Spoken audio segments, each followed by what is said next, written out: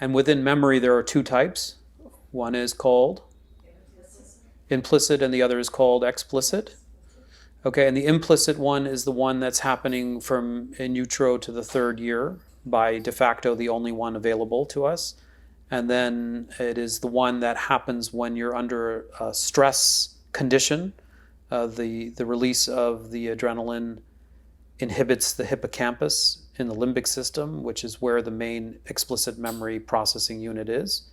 And so what would normally operate as a way of creating coherence between all your sense media and your senses, organizing your senses in such a way to then timestamp them as an autobiographical photograph, which is explicit. During implicit, that's not possible, and so what you end up having is fragments, disassociated fragments that have no time context and no timestamp and are not retrievable. But in order to set up that understanding, we preceded that with a short little kind of metaphor about the neural net of associations. Do you remember that? The neural net of associations is how the brain is basically wiring itself.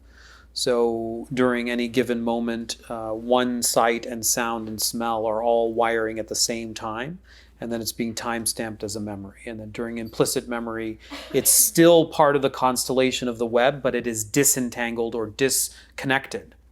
So the sight can be over here, and the sound can be over here, and the smell can be over here. And when you walk 30 years later and you have that scent of that particular let's say for my case, like the smell of alcohol on somebody. Okay, because it has its origin in my childhood, it can instantaneously trigger a memory. And that memory, because it was sufficiently processed, is a Polaroid picture in time and space of my father when I was maybe 6. That's an explicit memory. But if it was implicit, and maybe I was traumatized by it, that fragment is in there.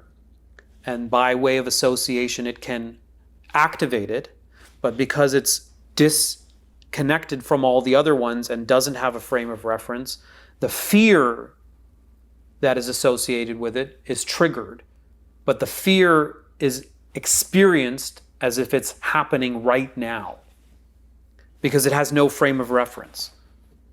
So you smell that alcohol and then you feel terrified, and everybody's at a party and they don't know what's going on for you, and neither do you. Do you follow?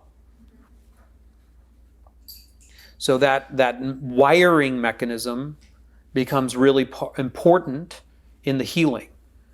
First, the invitation to acknowledge that some of the more charged experiences that we're having may not have much to do with the immediate real-time situation. Do you follow?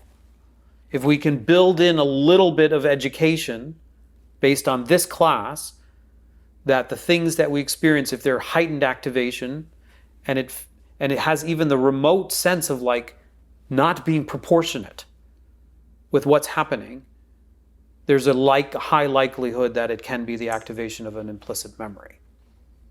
I give this example all the time of you're twisting in the yoga class and suddenly you're bursting into tears. It just doesn't add up. Well, that movement has released some latent deposit in your body of unprocessed affect that now then gets falsely ascribed to the immediate environment, and you tell yourself it was the teacher's fault, I don't want to go back there anymore. Which is why my classes are